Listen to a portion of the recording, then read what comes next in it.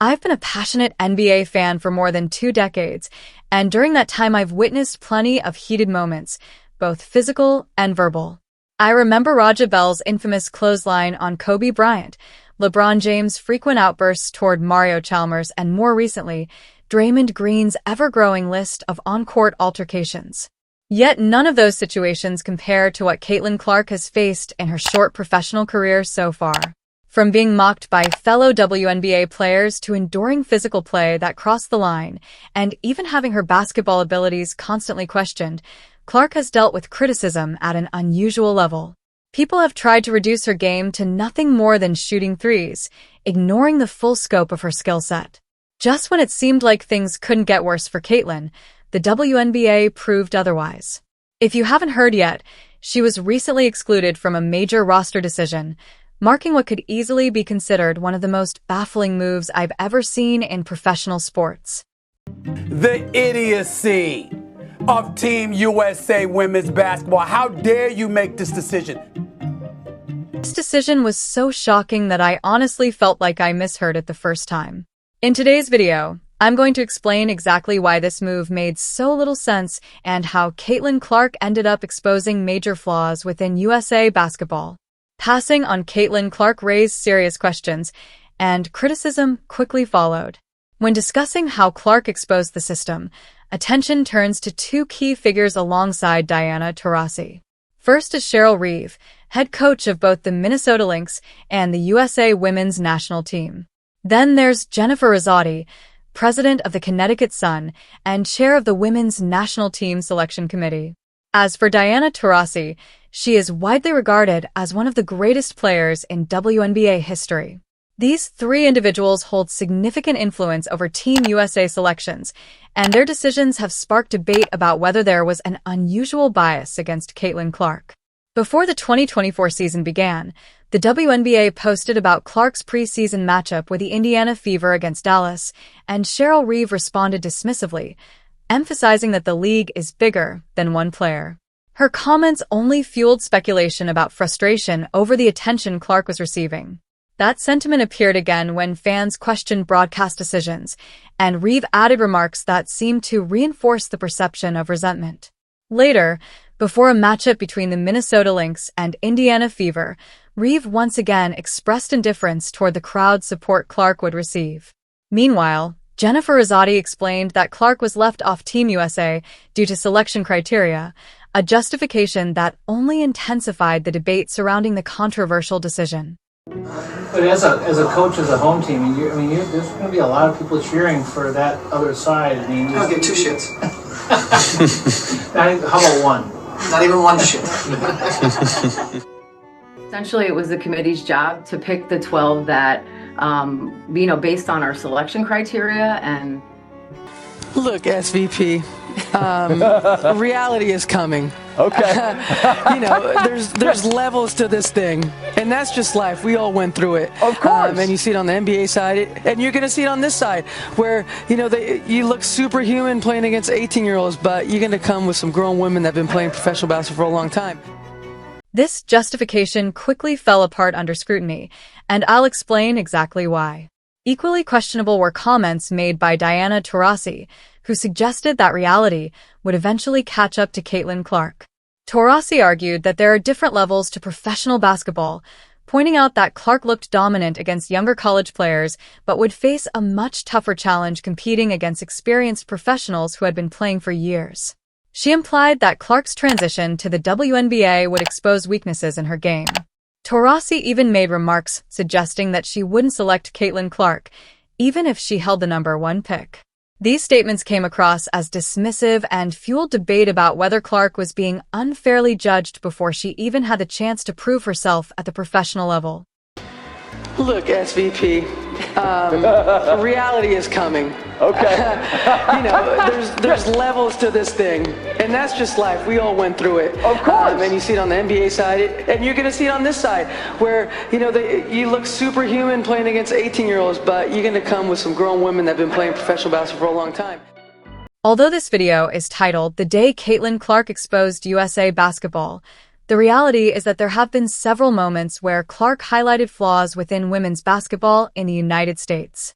After Diana Taurasi's comments, fans eagerly anticipated their first matchup, and the game quickly became one of the most talked-about contests of the season. Clark delivered an impressive performance, outplaying Taurasi and forcing a noticeable shift in tone during the post-game interviews.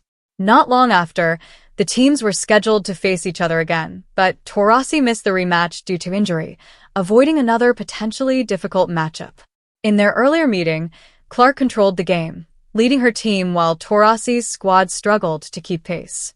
Clark finished with 20 points and 13 assists, directly challenging the narrative that she would struggle against experienced professionals. The following matchup provided another defining moment, this time against the Minnesota Lynx, coached by Cheryl Reeve. Facing one of the top teams in the Western Conference, the game carried extra significance given the earlier comments and growing tension. For most of the contest, Minnesota held the advantage and entered the final quarter with a lead. However, Caitlin Clark took over in the closing stretch, scoring efficiently, creating opportunities for teammates, and shifting momentum entirely. She delivered a dominant fourth-quarter performance, nearly matching the opposing team's output on her own, and ultimately leading the Indiana Fever to a comeback victory. The win intensified criticism surrounding the decision to leave Clark off the Olympic roster and made many of her critics look increasingly misguided. No, I don't think it was disrespectful to leave Caitlin Clark off the Olympic roster. She is not one of the 12 best professional basketball players in the United States of America right now. If it's a dumb marketing move, Stephen A., I hear you. Marketing. But Team USA is not worried about the marketing. That is not Team USA's mission right now. Team USA is trying to get a gold medal.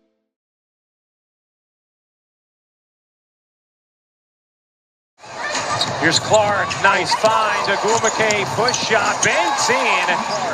Thinking about a bomb, the hesitation, the take, the lead, Reese the lay, Clark to Reese, what you've been waiting for. The decision looked even more questionable after Caitlin Clark and her WNBA team defeated Team USA. Although Clark didn't lead the game in scoring, she controlled the flow of the matchup with 10 assists, proving she is far more than just a scorer and demonstrating her value as a complete playmaker. That performance only made her exclusion from Team USA seem even more unreasonable. To better understand how Clark exposed the inconsistency, it's important to look at the broader picture. For years, the WNBA has faced financial struggles, with players openly discussing revenue sharing and the need for greater financial stability. There have even been moments where players publicly discuss the need for additional financial support. At one point, Kyrie Irving stepped in and reportedly donated $1.5 million to help cover player salaries during a difficult period. Now, interest in the WNBA has surged, and much of that attention has been credited to Caitlin Clark. Her presence has introduced a new audience to women's basketball and sparked conversations across the sports world. Many fans who previously didn't follow the WNBA began tuning in specifically to watch Clark. Some even mentioned that they would have been more interested in watching women's Olympic basketball if Clark had been included on the roster. The reality is that Clark's arrival brought a significant increase in visibility and excitement, creating a major opportunity for the league to expand its global audience. Increased viewership could have translated into higher revenue, allowing players more financial security and reducing the need to play overseas during the offseason. Instead, critics argue that leaving Clark off the roster limited that opportunity. What makes the situation even more surprising is that Clark's performance justified her inclusion. She had already recorded major wins against top competition, including strong performances against veteran players and leading teams. Meanwhile, some players selected for the roster were returning from injuries or struggling with efficiency. Chelsea Gray, for example, was working her way back from injury and had posted lower shooting percentages, while Jewell Loyd, despite strong scoring numbers, had also struggled with efficiency. In comparison, Caitlin Clark averaged 17 points per game, ranked among the league's top scorers, and led the WNBA in assists with 8.2 per game. Her shooting percentages were also competitive, further strengthening the argument that she deserved a spot. Additionally, Clark's impact extended beyond individual statistics. The Indiana Fever had been near the bottom of the standings the previous season, but with Clark's arrival, the team improved significantly and entered playoff contention. Her influence on team performance, combined with her growing popularity, made her both a strong competitive option and a powerful marketing presence. Despite this, she was left off the roster, which intensified debate around the selection process.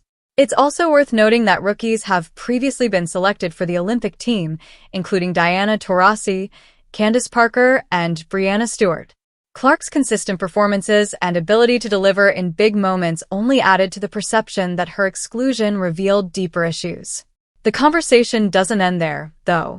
Another storyline that has captured attention is the rivalry between Caitlin Clark and Angel Reese, a matchup that has developed over time and continues to draw interest from fans.